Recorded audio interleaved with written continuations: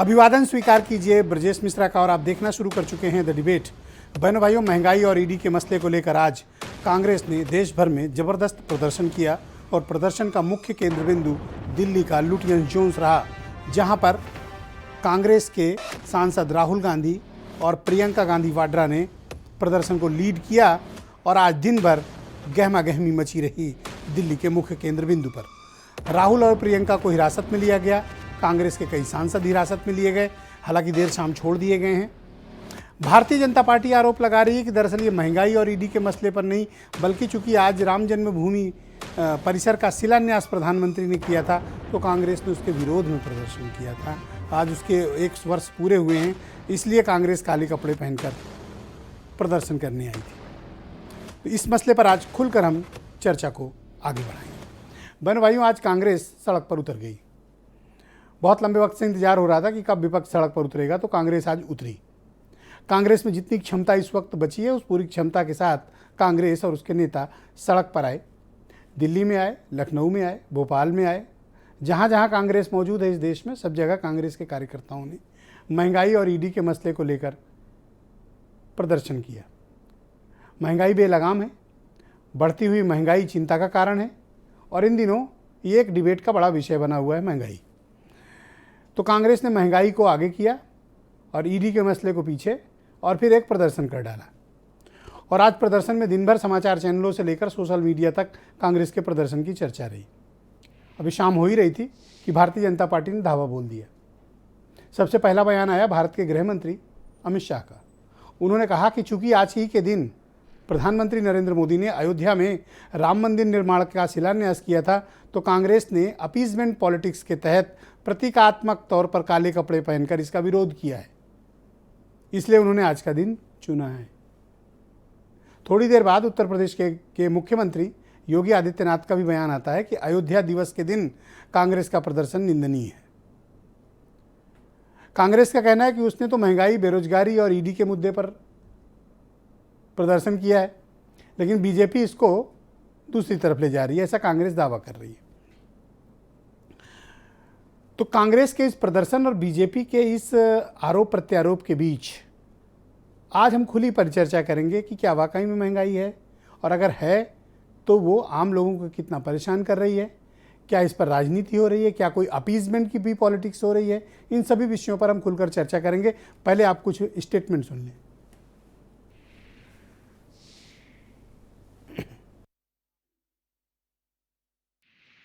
और इनको ये लगता है कि दबाने के बाद, ऐसे अपनी फोर्स दिखाने के बाद हम चुपचाप से समझौता करके बस में बैठ जाएंगे इनके साथ। तो क्यों करें हम तो एक मकसद से है ना यहाँ। हमारा मकसद ये है कि हम, इनके मंत्री कह रहे हैं इनको महंगाई नहीं दिखती, तो हम पीएम हाउस तक चल के महंगाई दिखाना चाहते हैं, गैस का सिलेंडर दिखाना चाहते हैं। हम तो यहाँ खड़े हैं, अब क्या करें, पुलिस वाले रोक रहे हैं, हम खड़े हैं। ठीक है, जो एमपी को डिटेन भी किया गया है। हाँ, वो यहाँ पे हम सब आए थे, एक एक करके घसीट के ले गए, 2-3 को मारा भी है।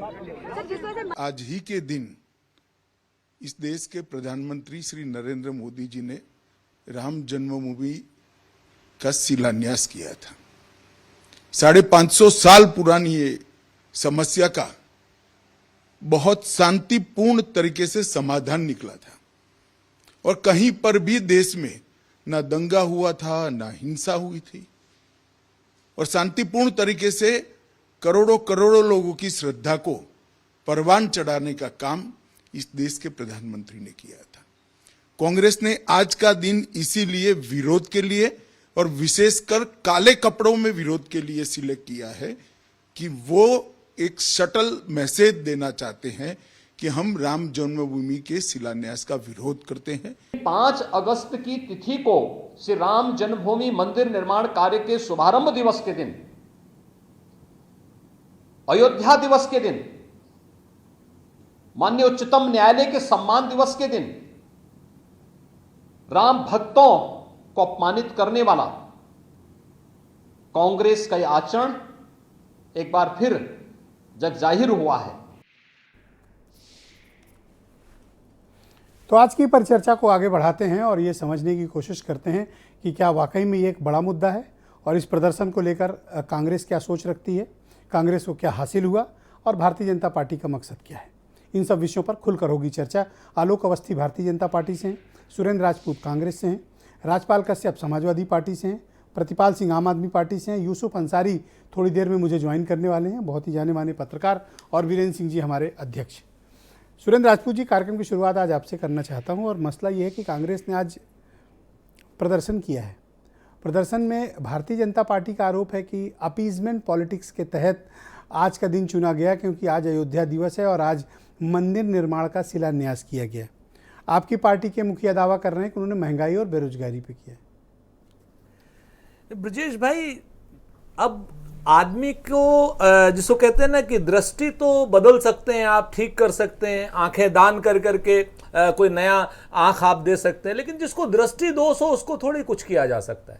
सच बात यह है कि आज के महंगाई के खिलाफ प्रदर्शन पर, भारतीय जनता पार्टी के खिलाफ प्रदर्शन पर, केंद्र सरकार के खिलाफ के प्रदर्शन पर, कांग्रेस पार्टी के इतने भयानक अच्छे प्रदर्शन पर भारतीय जनता पार्टी बौखला गई है। और इस कदर बौखला गई है कि उन्होंने अपने गृह मंत्री को उतार दिया झूठे तथ्यों के साथ, उन्होंने सारे मुख्यमंत्रियों को उतार दिया झूठे तथ्यों के साथ। आप इतना बौखला क्यों रहे हैं भारतीय जनता पार्टी वालों?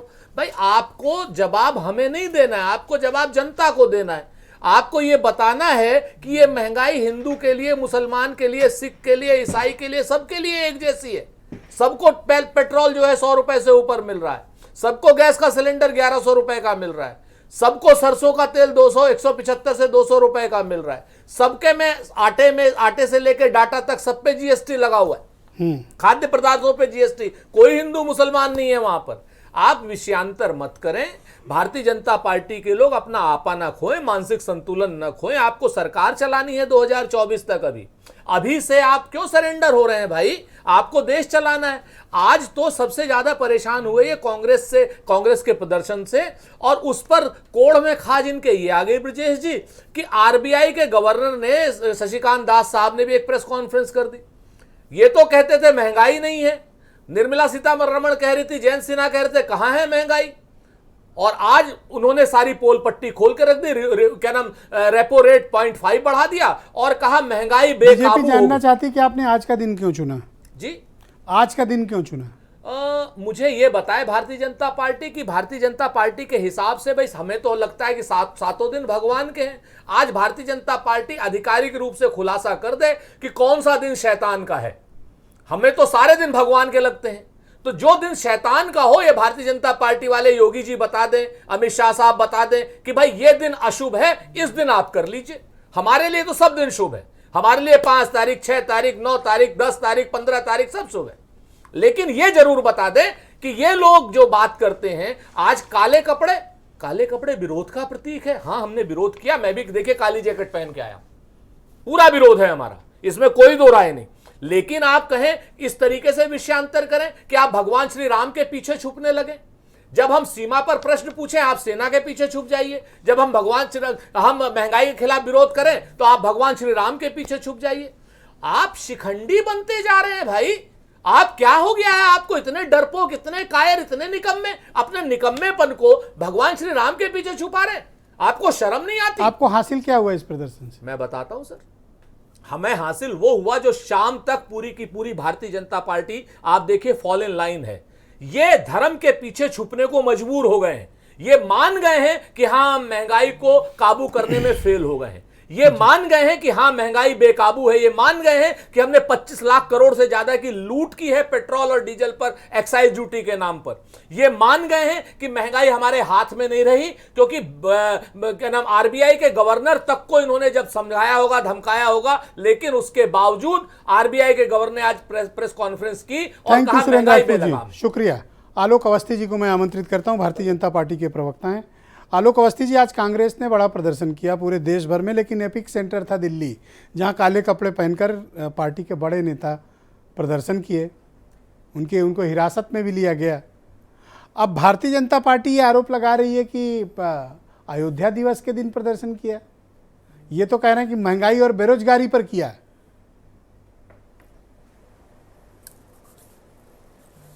देखिए ब्रजेश जी, बहुत अच्छा समय आपने सुरेंद्र जी को दिया है, मुझे भी इसी तरह से देंगे, मैं उम्मीद रखता हूँ। जब महंगाई पर चर्चा लोकसभा में होती है वहाँ से तो कांग्रेस पलायन करती है और उसके बाद जो नाटक करती है वो ईडी के डर से जो है नाटक करती है। लेकिन आज का दिन 5 अगस्त का दिन, जिस दिन करोड़ों राम भक्त एक गौरव दिवस के रूप में, एक अपने अयोध्या दिवस के रूप में मनाते हैं, जिस दिन भगवान श्री राम जन्मभूमि का, जो कि 500 साढ़े 500 वर्ष से लोग इंतजार कर रहे थे, उसका शिलान्यास हुआ था। मंदिर अपना भव्य स्वरूप बन रहा है, मंदिर अपना भव्य रूप ले रहा है, तो इनके पेट में दर्द हो रहा है, क्योंकि तुष्टीकरण की राजनीति में माहिर कांग्रेस हमेशा से राम जन्मभूमि मंदिर के विरोध में रही है। और इसको हम सब ने देखा है, जब ये सत्ता में थे तो शासन के द्वारा इसको रोका जाता था, विभिन्न तरह के एफिडेविट दिए जाते थे, श्री राम को काल्पनिक कहा जाता था। और अब जब जो है सत्ता से बाहर हट गए हैं तो आज जो है काले कपड़े पहनकर जैसे कोई मातम कर रहे हो, इस तरह का प्रदर्शन करना, और यह एक बहुत बड़ा जो है सवाल, प्रश्न चिन्ह खड़ा होता है। क्या देश में हमारे करोड़ों अरबों भारतीयों को अपने गौरव दिवस को मनाने का अधिकार नहीं है? आपको इतना दुख है कि आप जो है उसको जो है एक काले कपड़े पहन करके, आप काले कपड़े कैसे पहने जाते हैं आपको पता है, और काले कपड़े क्यों पहने जाते हैं यही पता है, उसका किसका प्रतीक है ये पता है। इस तरह का आप हमारा अपमान करेंगे, यह कांग्रेस से बिल्कुल उम्मीद नहीं है। दूसरी बात मैं पूछना चाहता हूं, सुरेंद्र राजपूत जी बहुत विद्वान प्रवक्ता हैं, ब्रजेश जी, और आपका बहुत प्रतिष्ठित चैनल है, ये बता दें कि आज राहुल गांधी जी ने प्रेस कॉन्फ्रेंस करी, उन्होंने कहा कि भारत के इंफ्रास्ट्रक्चर से हमको लड़ना है, इसको तोड़ना है। ये कौन सा इंफ्रास्ट्रक्चर तोड़ना चाहता है जिसको करोड़ों भारतीयों ने बनाया है, जिसको तोड़ने की बात पाकिस्तान और चाइना भी चाहता है? ये किस तरह की भावना उन्होंने आज प्रकट करी है? दूसरा मैं पूछना चाहता हूं, उन्होंने कहा डेमोक्रेसी देश के अंदर नहीं है। किस तरह की डेमोक्रेसी की आप कल्पना करते हैं? क्या इंदिरा गांधी जी ने, जो आपकी दादी थी, उन्होंने जिस समय जो है देश के अंदर इमरजेंसी लगा करके सबके अधिकारों से वंचित कर दिया गया था, क्या वो डेमोक्रेसी थी, या आपकी पार्टी के अंदर स्वयं डेमोक्रेसी है? इस बात का आप जवाब दे दें। तीसरा मैं प्रश्न पूछता हूं, आज राहुल गांधी, प्रियंका और सोनिया गांधी बेल पर क्यों है? क्यों नहीं उनको जो है माननीय उच्च न्यायालय ने और माननीय सुप्रीम कोर्ट ने उनको जो है इस पे रिलीफ दिया है? क्यों उनको बेल लेना पड़ा है? और आज क्या भारत की संस्थाएं जांच नहीं करेंगी कि आप 50 लाख रुपए देकर के 2000 करोड़ की संपत्ति पे कब्जा कर लें? अभी हम और ब्रजेश भाई कुछ कोई सामान बना लेंगे, तुरंत नोटिस आ जाती है और पूछताछ होती है और हम लोग को उठा करके तमाम चीजें पूछी जाती हैं। कांग्रेस के परिवार, प्रथम परिवार, क्या देश के संविधान से ऊपर हो गया है? क्या जो आम आदमी के साथ जो सवाल जवाब पूछे हो जाते हैं क्या उनसे नहीं पूछे जाएंगे? और जब पूछे जाएंगे तो उसको जो है आप सत्याग्रह करके पेश करेंगे? यानी कि चोरों को बचाने के लिए सत्याग्रह, ये किस देश में होता है? लेकिन महंगाई और बेरोजगारी भी तो मुद्दा है। आज तो आरबीआई के गवर्नर का भी स्टेटमेंट आ गया, उस पर भी तो आपकी ओपिनियन आनी चाहिए। ब्रजेश जी देखिए, महंगाई और बेरोजगारी का जो मुद्दा है वह रिजर्व बैंक देख रहा है, और यह एक वैश्विक समस्या है।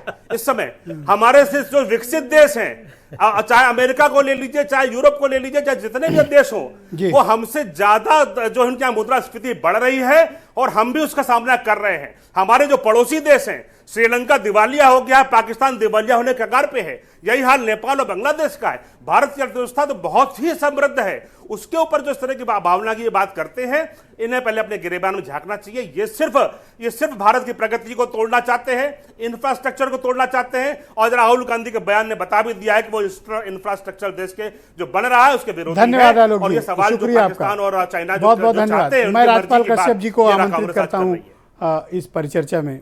कश्यप जी, आज अपोजिशन जो देश का है उसकी सबसे बड़ी पार्टी कांग्रेस ने आज देश भर में प्रदर्शन किया, ये कहते हुए कि महंगाई बहुत है, बेरोजगारी बहुत है और ईडी की छापेमारी भी बहुत है।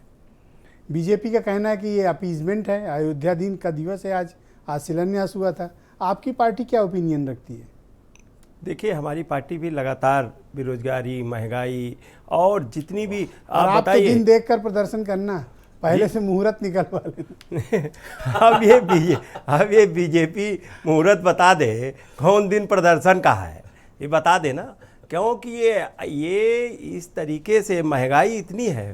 ब्रजेश जी, आप तो ज़मीन से जुड़े व्यक्ति हैं, आपको ज़मीनी हकीकत पता है कि अगर मिडिल क्लास 2 बच्चों को लखनऊ की राजधानी में अगर 50,000 पाने वाला, तनख्वाह पाने वाला भी अगर स्कूल में बच्चों को पढ़ा रहा है तो वो सब्जी लेगा तो दाल नहीं खा पाएगा, दाल खाएगा तो सब्जी नहीं ले पाएगा, बच्चों के लिए बिस्किट नहीं ले पाएगा, रोटी खाएगा। ये आप बताइए ना, कहीं छोड़ा है इन्होंने? कोई टैक्स लगाने में कोई जगह छोड़ी है? शमशान घाट से लेके पैदा होने तक का कफन तक पे टैक्स लगा दिया है। आप बताइए ना, बच्चे के कॉपी किताबों पे टैक्स है, बच्चों के खिलौनों पे टैक्स है और बच्चे के गेम पे टैक्स है। किसी को तो बखस दो। कह रहे हैं दूसरे देश दिवालिया हो रहे हैं, हम तो फिर भी खड़े हैं।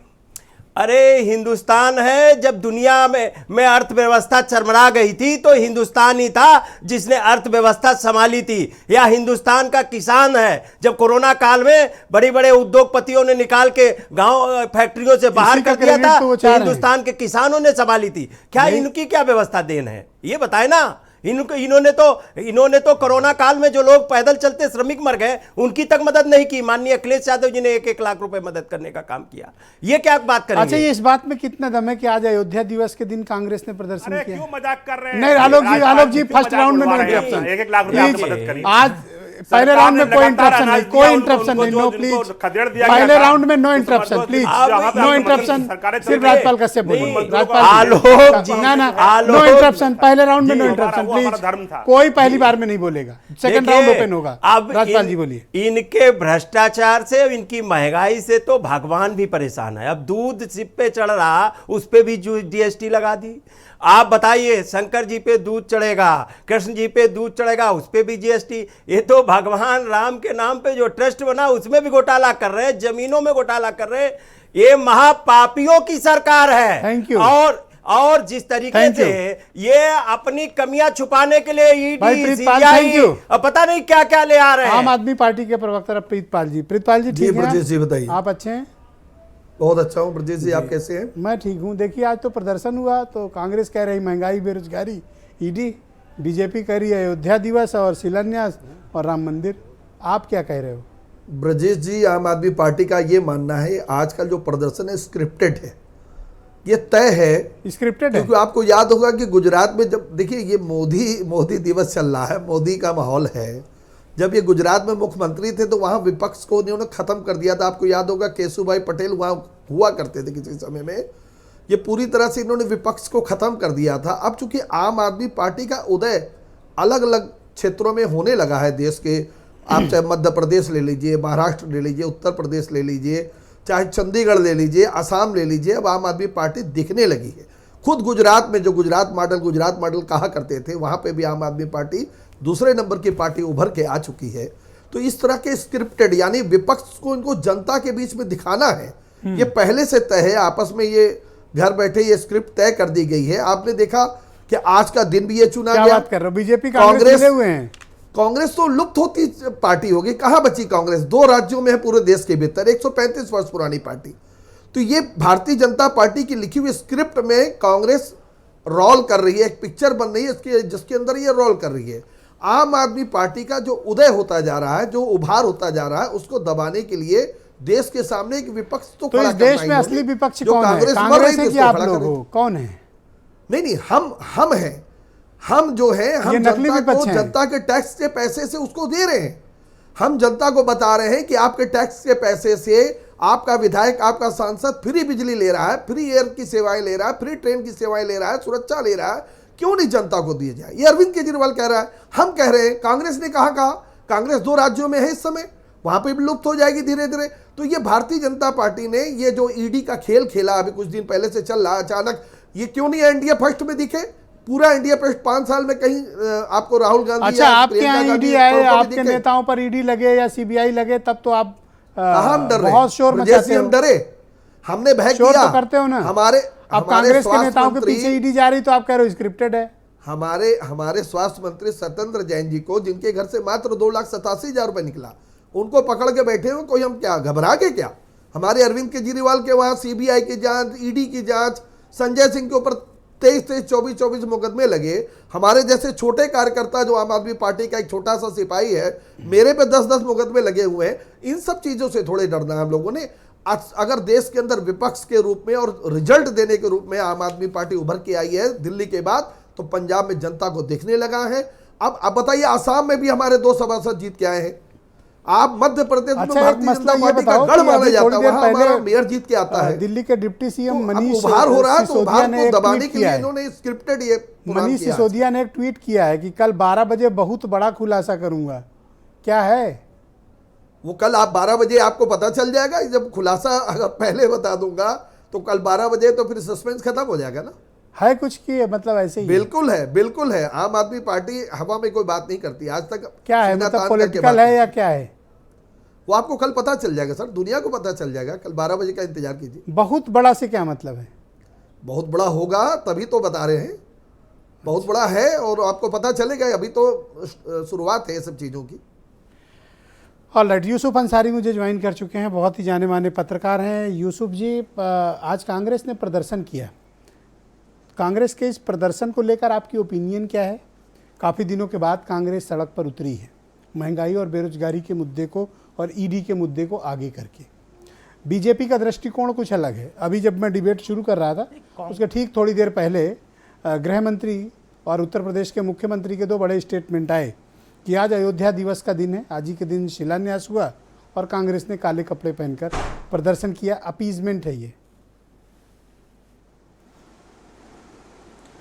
देखिए, कांग्रेस के प्रदर्शन का असर का अंदाज़ा इस बात से लगाया जा सकता है कि देश के गृह मंत्री को आके बयान देना पड़ रहा है। देश के पूर्व मंत्री जो इंफॉर्मेशन ब्रॉडकास्ट मिनिस्टर थे, सूचना प्रसारण मंत्रालय के साथ साथ लॉ मिनिस्टर भी थे, उनको भी टीवी पे देश ने बहुत दिनों के बाद देखा तो उन्हें जवाब देना पड़ रहा है। तो कहीं ना कहीं कांग्रेस के इस प्रदर्शन ने बीजेपी सरकार को हिलाया तो है और कांग्रेस ने दमदार तरीके से प्रदर्शन किया। महंगाई पर कांग्रेस ने पहले भी प्रदर्शन किया है, ये तो नहीं माना जा सकता कि कांग्रेस खामोश बैठी है। लेकिन आज प्रदर्शन उस लेवल का था कि उस प्रदर्शन को तमाम टीवी चैनलों ने दिखाया भी। इस मायने में मैं इस प्रदर्शन को ज़्यादा कामयाब मानता हूँ।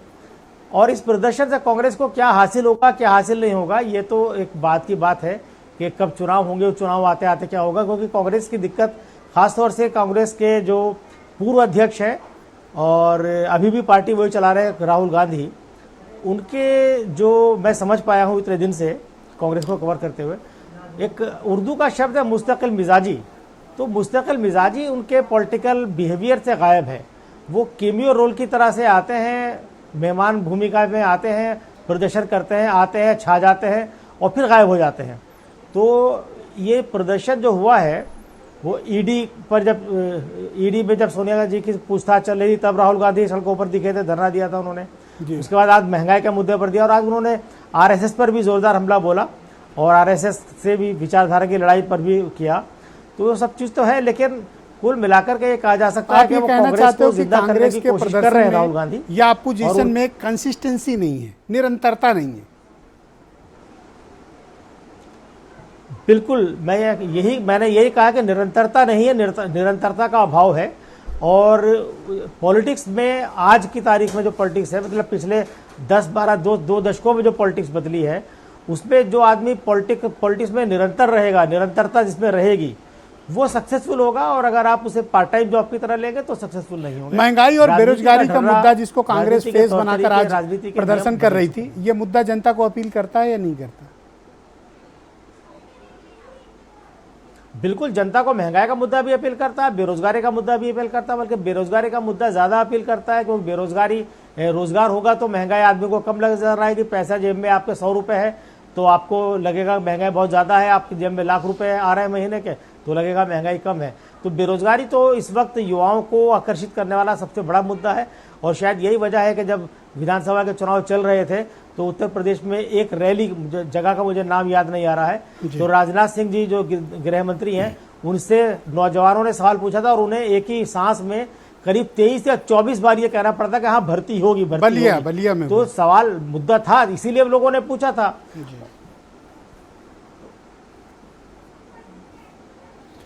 ऑलराइट यूसुफ जी, बहुत शुक्रिया आपका। बीरेन जी भी डिबेट में आ गए हैं। बीरेन जी, स्वागत आपका। आज कांग्रेस ने प्रदर्शन किया, बहुत समय के बाद कांग्रेस सड़क पर उतरी, प्रदर्शन किया, महंगाई बेरोजगारी को मुद्दा बनाया, ईडी के छापों को भी मुद्दा बनाया।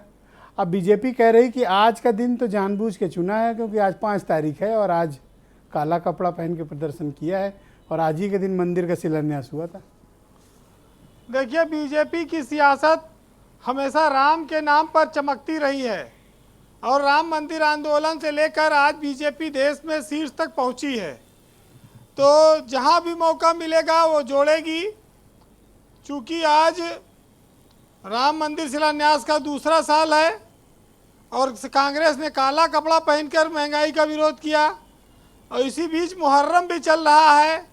ये तो ना कहीं के बीजेपी ने आरोप लगाया कि ये मुहर्रम करने निकले थे, ये तो कहिए बच गया ये मामला, नहीं तो ये भी लग सकता था कि राम के जन्मभूमि के शिलान्यास के पूजन के दिन कांग्रेसियों ने मुहर्रम का त्यौहार मनाया। देखिए, महंगाई तो अपनी जगह है, लेकिन असली मुद्दा आज की तारीख में ईडी, सीबीआई और पुलिस, ये जो सिस्टम है उस पर है। बीजेपी ने कहा था कि हम कांग्रेस मुक्त भारत का नारा देते हैं। कांग्रेस मुक्त भारत का नारा में बहुत सारी चीज़ें शामिल थी कि भाई राज्यों में उनकी सरकार पॉलिटिकली रूप से चले जाएं, लेकिन अब ऐसा लगता है कि कांग्रेस को जिंदा रखना भी बीजेपी चाहती है। कई राज्यों में चुनाव है, अगर कांग्रेस कमजोर होगी तो क्षेत्रीय पार्टियां मजबूत हो जाएंगी। आम आदमी पार्टी 2 राज्यों में सरकार बना चुकी है, अभी गुजरात, हिमाचल और कई जगह चुनाव होने हैं, वो भी तमाम सारे कारण दिखाई पड़ते हैं। लेकिन इस देश में जिसके हाथ में सत्ता आई, नेता ये कहता है कि हम सियासत जनता की सेवा के लिए करने आए हैं, लेकिन जब जब उसके हाथ में ताकत आई तो उस ताकत का इस्तेमाल विपक्षियों को निपटाने के लिए ही हुआ है। और ये इस देश में कांग्रेस ने भी किया और बीजेपी भी कर रही है, बहुत सारी पार्टियों ने किया है जिसको जब जब मौका मिला। अब बीजेपी ने थोड़ा ज़्यादा कर दिया, बस इतना है। तो आप देख लीजिए कि बीजेपी के ज़्यादा करने की जरूरत नहीं पड़ी। उत्तर प्रदेश में तो कांग्रेस पहले मुक्त हो चुकी थी, यहाँ तो बीजेपी पर इल्ज़ाम भी नहीं आया। जब बीजेपी 2014 में प्रादुर्भाव हुआ मोदी का देश में, तो खाली एक राहुल गांधी की हार छोड़कर और ज़्यादा इल्ज़ाम नहीं लगा सकती बीजेपी के ऊपर कांग्रेस की, तुमने हमको यहाँ नुकसान पहुँचाया। वो तो अमेठी में स्मृति ईरानी ने राहुल गांधी को हरा दिया। ब्रजेश जी, बात महंगाई की है। भारत जैसे देश में जहाँ गरीबी है, 70% लोग कृषि पे आधारित हैं, खेती से जिनका पेट भरता हो, और इस देश में 75 साल से गरीबी हटाओ का नारा दिया जाता हो, ये दोनों चीज़ें आज एक साथ दिखाई पड़ती हैं, चलती हैं, तो कितना हंसी आती है कि हमारे देश के हुक्मरानों ने हमारी देश की जनता को विकास के लिए क्या क्या दिया। इस देश में आज एक भी बहुत बड़ी एक आबादी है जो भूखों पेट सोती है, जिसको भरपूर भोजन नसीब नहीं है। ये गरीबी असली है। इसको आप गाँव में जाकर देख सकते हैं, सड़कों के फुटपाथों पर भी देख सकते हैं। लोगों के पास रहने खाने के लिए व्यवस्था नहीं है। जिम्मेदार कौन है, ये राजनेता तय करें। कांग्रेस 50 साल इस देश में राज करती है, 60 साल राज करती है, बीजेपी राज करती है, जनता दल आ जाता है, तमाम सारे और लोग रहे। आज जब ये बात आती है कि हम गरीबी और महंगाई के खिलाफ कांग्रेस लड़ने निकली है, तो जब देश आज़ाद हुआ था तब तो आबादी 33 करोड़ थी, आज 133 करोड़ हो गई। इस पर संघर्ष क्यों नहीं होता? और इस पर क्या राजनीतिक दलों का या सत्ता में जो लोग आते हैं और जाते हैं उनकी जिम्मेदारी नहीं बनती? अगर यहाँ कंट्रोल हो जाए तो महंगाई तो अपने आप कंट्रोल हो जाएगी जी। पैदाइश पर भी सरकार का कंट्रोल होना चाहिए। बहरहाल कुछ राज्यों में कहा गया कि कांग्रेस के शासित राज्यों में महंगाई ज़्यादा है, भाजपा के शासित राज्यों में महंगाई कम है। राधा मोहन दास जी ने उस दिन भाषण में बात कही थी वहाँ पर राज्यसभा में जी। लेकिन इस देश में चुनाव जीतना, सरकार बनाना और 150 करोड़ की आबादी के देश को हर तरह से संतुष्ट करना, खास तौर से जीवन यापन भर को खाने पीने की व्यवस्था करना, ये सरकारों की भी जिम्मेदारी है। 2014 जीते, 19 जीते, 2024 आ रहा है, मोदी फिर जीतने की तैयारी में है। मोदी और योगी की जोड़ी चल रही है, लेकिन कुछ ऐसी समस्याएं हैं, कुछ ऐसे सवाल रहते हैं जिन पर लोग जवाब चाहते हैं, जिन पर लोग सरकार को घेरते हैं। कांग्रेस आज उन्हीं मुद्दों को लेकर आई थी कि भाई फूल गोभी टमाटर लेके बैठने वाले लोग सिलेंडर पर जब महंगा होता है, पेट्रोल महंगा होता है, तो उस पर भी बोले। बात तब बराबरी की आएगी, बस बात इतनी सी है। हम लोग लेकिन अपने नेताओं की अदाओं पर इतना फिदा है कि तमाम सारी चीज़ों को दरकिनार कर देते हैं और हिंदू और मुस्लिम और राम राज्य में हम लोग डूब जाते हैं। बहरहाल एक साहित्यकार ने लिखा है कि ये जो सहतीर है पलकों पे उठा लो यारो, अब कोई ऐसा तरीका भी निकालो यारो। दर्द दिल वक्त को पैगाम भी पहुंचाएगा, इस कबूतर को जरा प्यार से पालो यारो। लोग हाथों में लिए बैठे हैं अपने पिंजरे, आज सयाद को महफिल में बुला लो यारो। और रहनुमाओं की अदाओं पर फिदा है ये दुनिया, इस बहकती हुई दुनिया को संभालो यारो। बहुत शुक्रिया बीरेन जी, आपका बहुत बहुत धन्यवाद अपने इनपुट उपलब्ध कराने के लिए। बहन भाइयों, आज के मुद्दे को लेकर हमने कू ऐप पर एक प्रश्न पूछा। प्रश्न ये कि पूरे गांधी परिवार के सड़क पर उतरने से क्या 2024 में कांग्रेस के कार्यकर्ताओं को कोई नई ऊर्जा मिलेगी? तो विवेक शर्मा लिखते हैं कि ईडी की कार्रवाई से पहले अगर गांधी परिवार इस तरह गिरफ्तारी देता तो बात कुछ और होती और इससे और भी ऊर्जा प्राप्त होती। गोपेश कुमार लिखते हैं कि गांधी परिवार के सड़क पर उतरने से कांग्रेस को ऊर्जा मिलेगी, इसके साथ ही पूरे विपक्ष को भी सड़क पर उतरना चाहिए, जिससे संगठित होकर होने की सीख भी मिलेगी। सुरेंद्र राजपूत हैं, कांग्रेस के प्रवक्ता हैं, डिबेट के प्रथम चरण में कुछ कहना चाह रहे थे बीच में। सुरेंद्र जी, आप अपनी बात कह लें, फिर मैं आपसे प्रश्न करता हूँ। दो तीन बातें अभी आदरणीय आलोक अवस्थी जी ने कही। इनकी कौन सी बात आपको बुरी लगी? बुरी नहीं, इन्होंने सवाल पूछे थे, मैं सवालों का जवाब दे देता हूँ। असल बात, आलोक अवस्थी जी की पार्टी, ये तो स्वयं अच्छे इंसान है, भी इनका जन्मदिन था, उसकी बधाई ले लें। मूल रूप से इन्होंने कहा इंफ्रास्ट्रक्चर के खिलाफ, बिल्कुल कहा राहुल गांधी जी ने, लेकिन राहुल गांधी जी का पूरा उवाच नहीं सुनाएंगे। इन्होंने कहा कि कांग्रेस पार्टी ने इंफ्रास्ट्रक्चर को हमेशा न्यूट्रल रखा, कभी उसमें पॉलिटिकल अलाइनमेंट नहीं होने दिया। भारतीय जनता पार्टी जब से आई है तब से भारतीय जनता पार्टी ने सारे इंफ्रास्ट्रक्चर में आरएसएस के आदमी बैठा दिए हैं। तो इस इंफ्रास्ट्रक्चर से भी लड़ना है हमको, जहां पे आरएसएस के लोग बैठे हुए हैं, कमिटेड लोग बैठे हुए हैं, वहां भी लड़ना है। आज की डेट में मीडिया को दबा दिया गया है, मीडिया सच बोलने से डर रहा है। आज की विपक्ष कैसे लड़ सकता है? विपक्ष या तो इंस्टीट्यूशंस के सहारे लड़ सकता है, विपक्ष जो है जनता के सहारे लड़ सकता है, मीडिया के सहारे लड़ सकता है। जनता में आवाज कैसे पहुंचाएगा? इंस्टीट्यूशनों पे कब्जा पूरा भारतीय जनता पार्टी का, आरएसएस के जरिए आरएसएस के लोगों को बैठा दिया। किस इंस्टीट्यूशन की आप बात कीजिए, सारे इंस्टीट्यूशंस में। तो ये बात आलोक अवस्थी जी ने नहीं कही, तो मैं जवाब दे दे रहा हूं कि इन इंस्टीट्यूशंस की बात कर रहे हैं आलोक अवस्थी जी। सारे इंस्टीट्यूशंस पे आपने संघ के लोग बैठा दिए हैं, उनके खिलाफ हम लड़ेंगे, भिड़ेंगे और जीतेंगे, याद रखिएगा हमारी बात को। दूसरी बात आपने कही महंगाई के बारे में, आइए साहब महंगाई पर कर लेते हैं। $140 पर बैरल क्रूड ऑयल खरीद करके हम 70 रुपए लीटर पेट्रोल बेचते थे। आप 19 रुपए क्रूड ऑयल पर बैरल खरीद कर आप 110 रुपए पेट्रोल बेचते हैं। शर्म नहीं आती आपको? 25 लाख करोड़ रुपए की एक्साइज ड्यूटी की लूट की है आपने, 25 लाख करोड़ से ऊपर की। उसका पैसा कहां गया कुछ पता नहीं है, आपके हम दो और हमारे दो के पास चला गया। किसानों को आप कहते थे कि साहब किसानों की आय दुगनी कर देंगे, किसानों की आय तो दुगनी, किसानों की महंगाई 3 गुनी हो गई है। फार्मिंग इक्विपमेंट पे 18% आज की डेट में जीएसटी लग चुका है। आज की डेट में 20 रुपए किलो किसान का गेहूं है, लेकिन अडानी और अंबानी का आटा 70 और 75 रुपए किलो है उनका आटा।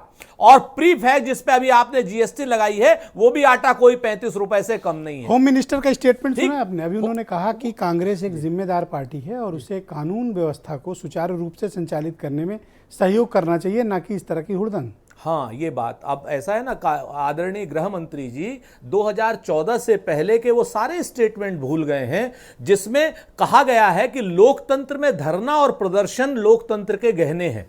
जिसमें यह कहा गया है कि पार्लियामेंट में विरोध व्यक्त करना, पार्लियामेंट से बहिर्गमन करना लोकतंत्र, स्वस्थ लोकतंत्र की निशानी है। ये मैं नहीं कह रहा हूं, अटल बिहारी वाजपेयी जी, लाल कृष्ण आडवाणी जी, सुषमा स्वराज जी, अरुण जेटली जी, इन सब लोगों ने कहा है इस बात को। और जब स्मृति ईरानी जी धारा 144 लगे हुए अपने सर पे सिलेंडर लेकर के नाचती थी, क्या नाम, धरना प्रदर्शन करती थी, तब इनका नहीं। सुषमा स्वराज जी गले में प्याज की माला लेकर के वो करती थी, प्रदर्शन करती थी। और इन भारतीय जनता पार्टी के आधे से ज्यादा नेता नंगे होकर के, अर्धनग्न की स्थिति में जब विजय चौक पर जाते थे, तब जो है इनके लिए वो धरना प्रदर्शन। तो बस आज ही आपका प्रदर्शन, इसके बाद अब कोई प्रदर्शन नहीं?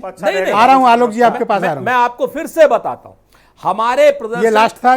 भाषा का थोड़ा भाषा संयम रखें। अरे बिल्कुल सर, एक शब्द मैंने गलत नहीं कहा, दोबारा आप अपनी बात कंप्लीट करें। और तीसरी बात मैं आपसे बता देता हूं, आगे आने वाले समय में रोज धरने प्रदर्शन होंगे, भारत जोड़ो यात्रा चलेगी। आगे आने वाले समय में क्या नाम, विपक्ष जो है कांग्रेस सहित पूरा सत्ता पक्ष की नाक में दम करेगा।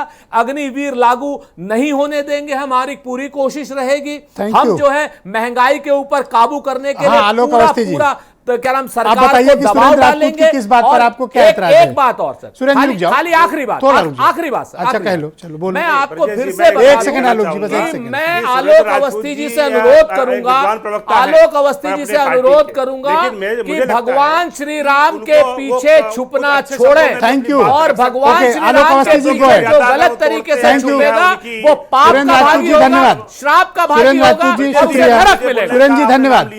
अब इत्मीनान से सुनिए आलोक जी बोले। जी को आलोक जी को बहुत दिया, मुझे मेरे नाम। हाँ बोलिए, आप बोलिए। जितनी देर बोले सुनोगे आलोक भाई। Thank you. ओके बोलिए आलोक जी, बोलिए।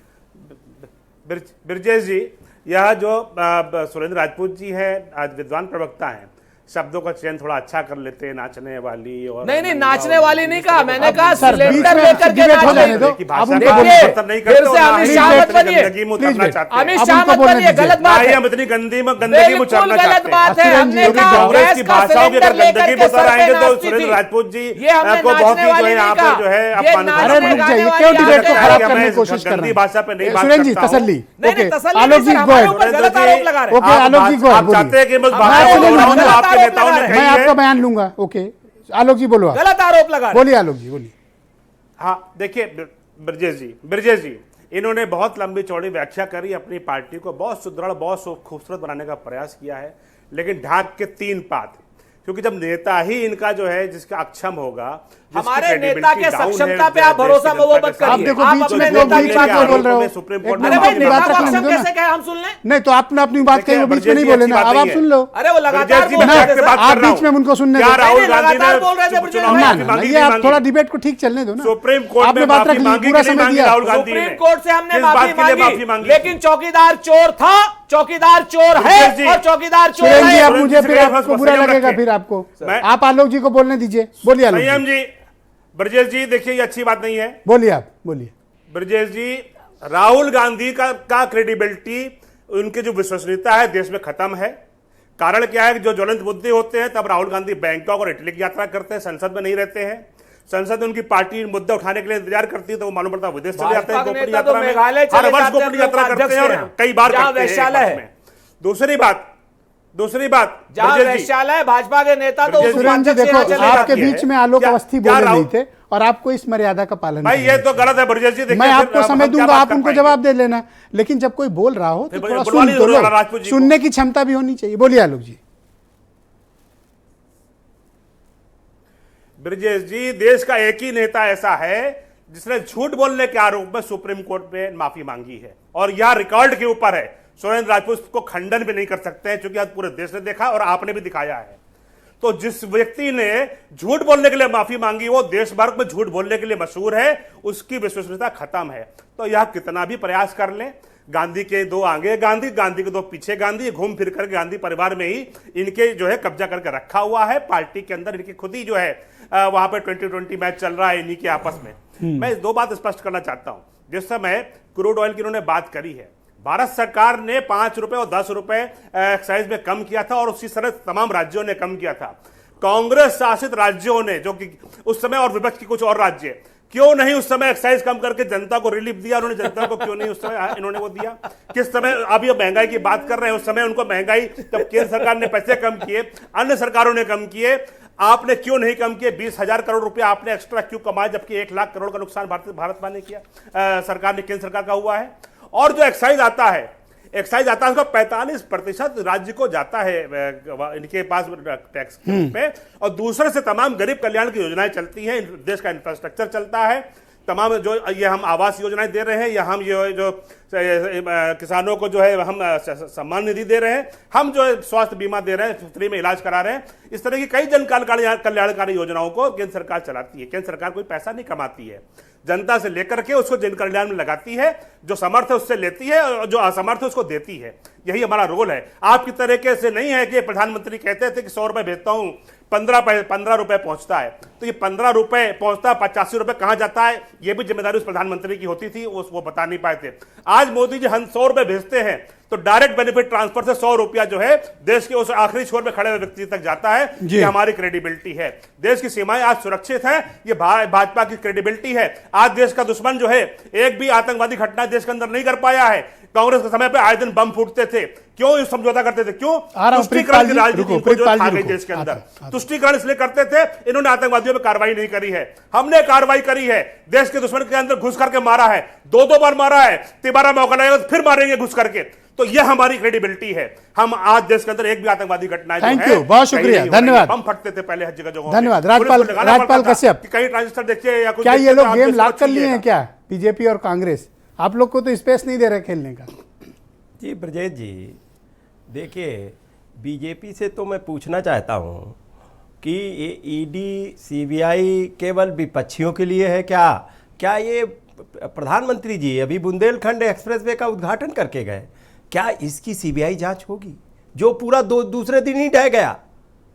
क्या उन जो लोग काम कर रहे थे, जो ठेकेदार थे, उनकी आलोक जी रुको, बीच में मैं आपको टाइम दूंगा, आप अपनी बारी में बोलिए प्लीज, आप अपनी बारी में बोलिएगा, अपनी बारी में बोलिएगा। अरे आप भगवान राम को नहीं छोड़ रहे हो, आपसे बड़ा पापी कौन हो सकता है? आपसे बड़ा भ्रष्टाचारी दुराचारी कौन हो सकता है? आप जब भगवान राम के नाम के चंदे पे भ्रष्टाचार कर सकते हो, आपसे बड़ा बेईमान कौन हो सकता है? आप जो 5 स्टार सुविधाओं में रहते हैं, जो 5 स्टार गाड़ियों में, विदेशी गाड़ियों में चलते हैं, पैसा कहां से आता है? कौन सा बिजनेस अखिलेश करते हैं?